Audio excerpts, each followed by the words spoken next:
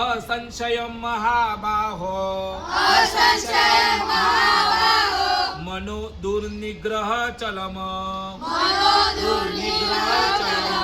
मनो दुर्निग्रह चलम अभ्यासेन तु कौन्तेय अभ्यासेन तु कौन्तेय वैराग्येन च गुह्यते वैराग्येन च गुह्यते वैराग्येन च गुह्यते गुह्यते हे महाबाहु मन चंचल छे અને વશ કરવું મુશ્કેલ છે